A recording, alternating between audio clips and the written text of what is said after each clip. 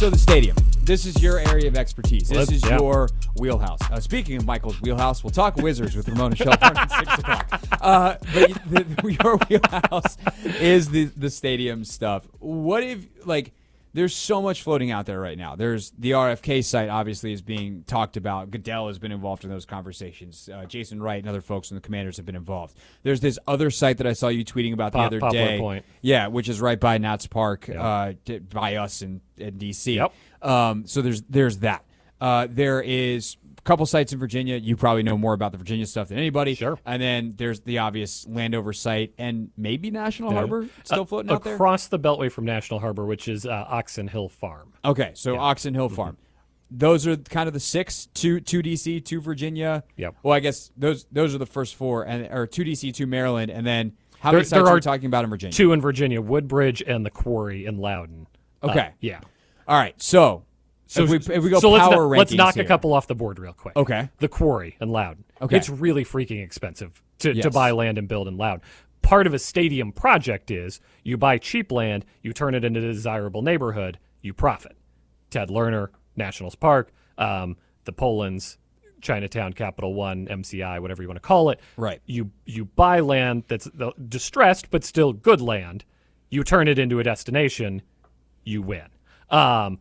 Loudoun County is the exact opposite of that. It is the richest per capita county in the country. You pay a premium for land you almost certainly will not improve by building a stadium there. Is anybody saying, boy, if they built a stadium in Loudoun County, then I'd move to Loudoun County? What I could really use as a Loudoun County resident is more traffic. That would improve my quality of living. No. Nobody's okay, doing so that's number nobody's doing 6 in our power rankings. Absolutely. Because we're a radio show, so everything has to be power rankings.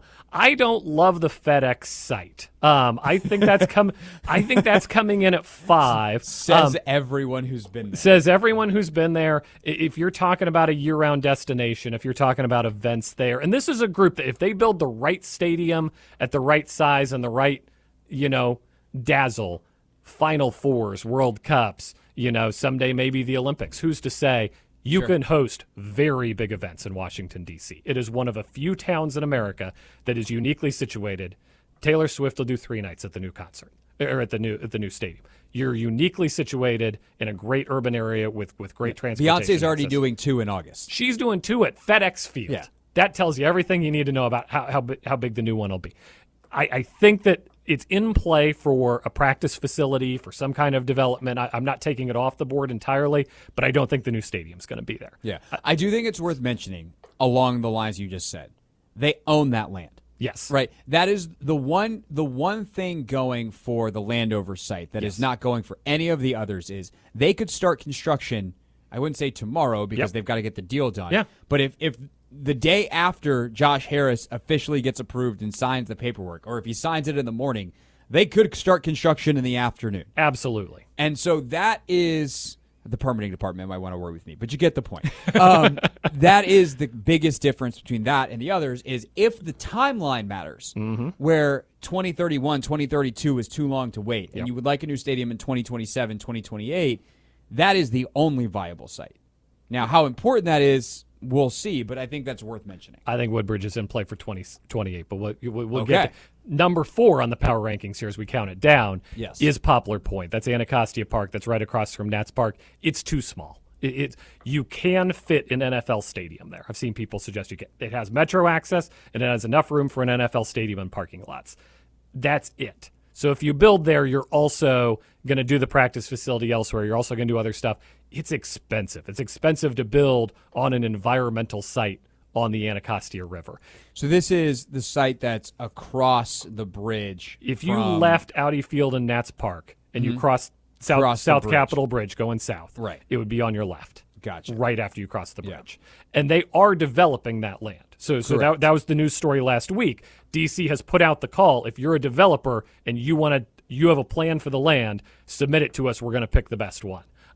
It is federal land, but unlike RFK, it has been conveyed to the city. So you don't have that obstacle. The city has full autonomy over what to do with it. If you want to be in the city, it's a really good sleeper site. I think they're thinking bigger than we're going to build a football stadium. Yeah, that's a super interesting one because it does have the metro access. It is in D.C. It's also very accessible from both Virginia and Maryland, which to me is what always been the benefit of the RFK site. And we're somewhere like Landover's not heinous, depending on what part of Virginia you're coming from. As someone who used to live in Reston, like that sucked because you had to go literally 100% around the Beltway. Often it did not matter whether I went north or south around D.C. I was going to have to take the full lap, and it was going to take the same exact amount of time, and it was going to suck my soul no matter what. But the RFK site, you've got the access. That site, you've got the access from 66, from the Beltway, from the roads that come on down through the backside of Maryland, your 295s, your 695s, et cetera. So that site is extremely appealing because of that. However, and a little stadium district, which is fun to think about. The other thing that I think is interesting is like Leonsis has ESA kind of over in that area, and he would like to build that up more. I think that you could potentially see some collaboration on building up Anacostia more. The question then becomes very similar to what it was in the Navy Yard area, is like, how you doing it in a way that is respectful of folks that are already living there, because you are running out of affordable housing in D.C. There's already a housing crisis to a point. Like it's a really gigantic question that doesn't seem like there's an obvious answer to. And like you said, you're already kind of slim on space. So lots of positives. Those are the negatives. Number three. I'm going with National Harbor at number 3. We got one in each locality left. I'm taking National Harbor at number 3. I do think it's an appealing piece of land. There is metro built into the Wilson Bridge from Alexandria. So you would have metro access. You have great highway access, obviously. It is the most accessible Maryland site to the most people. It's also the furthest south, which is appealing because, look, the Ravens are the Ravens, and you're not eaten back into that territory. So you need to build south. That is the most logical play to build the fan base. Be more accessible to your Richmond fans, your Norfolk fans, your Fredericksburg fans. Biased. Yes, I am. It's a great area. It's way too expensive out there. Every time I go to National Harbor, I think I'm paying how much to park out here? That's outrageous. But you've got amenities. You've got everything rolling. MGM would probably get on board with you. The other Maryland factor, you talk about timing. Landover, obviously, you can put a shovel in whenever. They will work with you on timing, too, because it's Maryland handing off to Maryland. Correct. Maryland wins both ways. So they're not incentivized to drag their feet or, make this difficult. We're fine, you're leaving FedEx, you're staying in Maryland, double win. It does seem like Wes Moore, the governor, who I think we're going to have on the show soon. Excellent. I'm just going to say that in passing and hope that it comes true, but we've been in touch with the governor's people. He's ready to do business, for sure. He would like to keep, he would like to really keep them in PG County if he can, but I think as long as they're in Maryland. That is an interesting one because you say you can't take back the areas north, but I don't think you want to alienate the folks in Montgomery County. You don't want to concede either. Yeah. Right. So, absolutely. That's not exactly the easiest commute, even though you're within the state. But that is certainly an interesting thing to consider. You get it at least in the state of Maryland. Bethesda to National Harbor is sneaky difficult. Yes. Yeah. But the one thing I will say, too, is like Philly, their stadium is right on the southern edge of town and makes it actually really easy to get in and out. At least for us when we're going back south. But for them, it's like the Delaware suburbs and everything south. And it's right off the highway, so it's not too bad for the New Jersey suburbs. And if you live in North Philly, it kind of sucks, but, someone's got to lose. But it does have, for them, it's SEPTA instead of Metro. It has all that stuff. I do think there is something to not necessarily being in the middle of the city. There's obviously advantages to that, too. We see it with Capital One. It's different when it's 20,000 versus 80,000. But I do think there's some advantages to being on the edge of a city, and that's exactly what that site is. There is a ton of highway access. I would like to see it refined because that area seemingly – I've driven on that bridge at 2 o'clock in the morning back from FedEx Field and 3 hours after the game, and there's still traffic. I don't understand, but there is some probably benefit to that. All right, so that leaves 2 sites left, which are the RFK site and the Woodbridge site. Yes. When we get back, Michael will unleash his number 1 stadium power projection, rankings, and we will also talk through some of the logistics of getting a deal done. It's the Hoffman Show. Michael Phillips in studio with us on the Team 980 and always live on the free Odyssey app. All right, speaking of the good old District of Columbia, is that where the stadium will be for the Washington Commanders? Or in Michael Phillips' power rankings for the likely stadium locations, a man who knows about the likely stadium locations, is it going to be the Woodbridge site? To recap, the least likely you think is Loudoun County. Yes. The next least likely, FedEx. he said, is FedEx. Then the Poplar Point DC site, Anacostia. Yep. Of the top three, Maryland, sorry, you National get the bronze, National Harbor. We're happy to have the governor on to try to make his case. And now we're left with either the RFK site or Woodbridge. Do you want to do two or one? Let's go two. Let's just go in order. Woodbridge. Okay. Here is the appeal of Woodbridge. And there's a gigantic sigh of relief across all of the D.C., Virginia, and Maryland suburbs. Even people who live in Woodbridge are breathing a sigh of relief right now. That's the amazing thing about that. When I said that, I wasn't even considering Woodbridge a suburb. It's too far south. And yet they're still breathing a sigh of relief. Yes. Good for them. Virginia has a giant pile of money, and they would like to spend it on attracting the Washington Commanders. And I don't think practice facility is good enough to unlock the pile of money. I think it's got to be the whole shebang.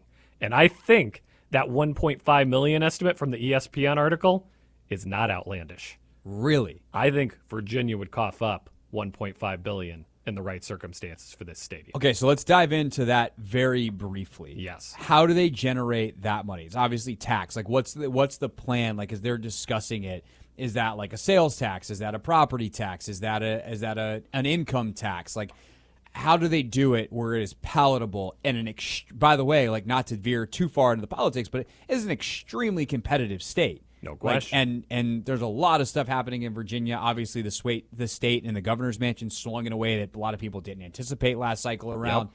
So, like, this is a very contentious issue, and there's a lot of different thoughts. And by the way, this is for a stadium to be in a very specific part of the state. Like, folks down here certainly would benefit some. It cuts some off your drive if you want to go to the game. But folks in Southern Virginia, I don't know how much they really care about that, but they're going to care if they get taxed on it. So what's the plan to make it palatable? Yeah, and they got HQ too. They got Amazon. They won the Amazon sweepstakes with a giant pile of money. So they have a development pile of money that they set aside. You're also looking at what a lot of cities do, I'm sure, which is tax the crap out of the airports, the rental cars. I was in Boston. It was like, it's $30 a day to rent a rental car, and then they're like, that'll be $70. Like, the taxes are just, whatever it is, they tax to build something, and they put it all, like, because they could say it's all going to tourists. The hotel tax goes up a point across the board, whatever it is in that area. They can find the money. They had $1 billion ready to go for Dan.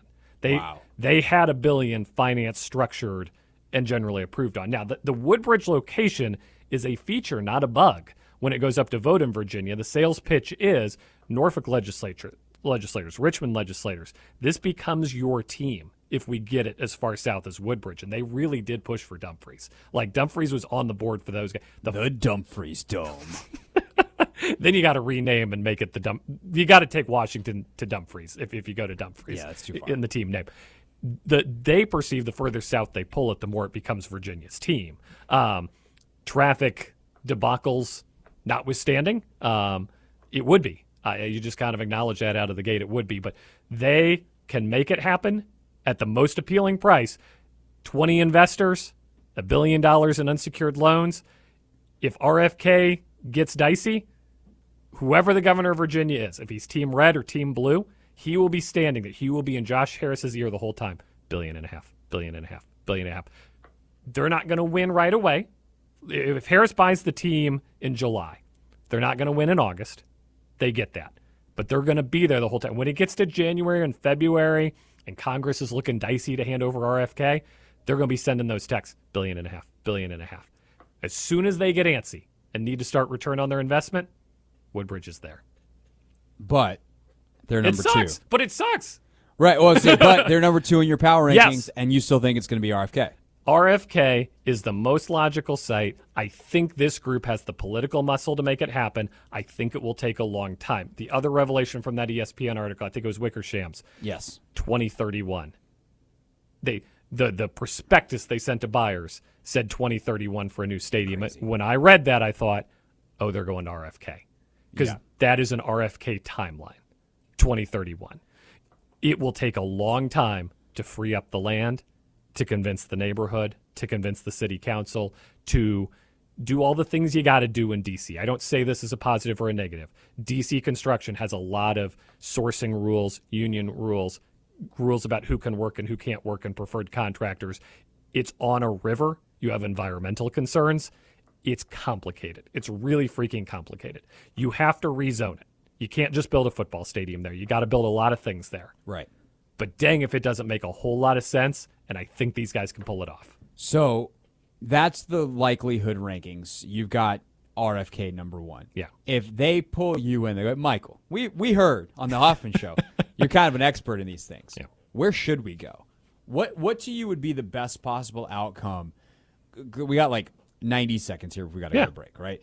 So style of stadium, like size, whether or not the practice facility is there as well or that's a separate one, and the location. Those are the 3 things. I would bundle it all together because with respect to the Cowboys, everybody's like, the Cowboys do it at 2 sites. They're America's team, Craig. They have 1 billion fans. People fly to Dallas to go to the practice facility. Your brand's not that strong, and it's not going to be in the next 20 years. You have to bundle it all together to make it a year-round destination or a viable year-round destination. It's RFK. It just is. It's convenient to everybody. We can take the train up from Richmond. You can drive to it from anywhere in the city. It's got metro access. There is enough land to do something fun. It's on the water. It plays off of everything important. And you can get bigger than regular season football events. You can get a Super Bowl to RFK. Yep. You can get college football title game to RFK. Final Four at RFK. It's RFK. 60,000 seats, retractable roof. So I'm curious how you pull off almost an expandable stadium, because if you're talking about being a World Cup player and being, they almost need 75 or 80, right? Yeah. Like that's kind of what they need. But this team doesn't need that every week. This team needs 60 on a weekly basis. So I'm not quite sure how you pull that off or finagle that. I think that's an interesting element of it. I would love retractable roof. The style seems to be that SoFi kind of permanent roof thing. I hate it personally. Yeah. Like, we're in Los Angeles. We're in the most beautiful place in the world. Let's all go inside for 3 hours to watch football. Yeah, it makes a lot more sense here than it does there, though. Sure. Yeah, but I would bet it will be a permanent roof. But you're asking me what I like. I love a retractable. Let's sure. I love it when we go to Houston or Indy and they open the roof. It's more fun. I love when we go to Dallas and they open the roof. Yeah. It's better. It's a better atmosphere. The atmosphere is for sure better. That fresh air. It feels more like football. Far less sterile. Yeah. All right. That's good stuff. The other weird thing about SoFi is the ends are open and not closable. So you still occasionally get rained on. So you get rain delays inside the indoor roof building. Right. Which is in Los Angeles, where it never rains except for somehow on game day. Never even made a little tiny bit of sense to me. How long until the Chargers bounce out of there, by the way? That's not a 2-team market. Everybody knew it at the time. I think the Chargers bounce in the next 10 years. Hot take. You wanted one right before the break? There's one right before the break. There we go. You know who might know about that? You know what? I got to get my expert takes out of the way before we have an actual expert on talking about a sport I know nothing about. Like I'll be so intimidated in the next segment. We still have another 45 minutes likely on the back end of Ramona Shelburne. I'm gonna be shook after this.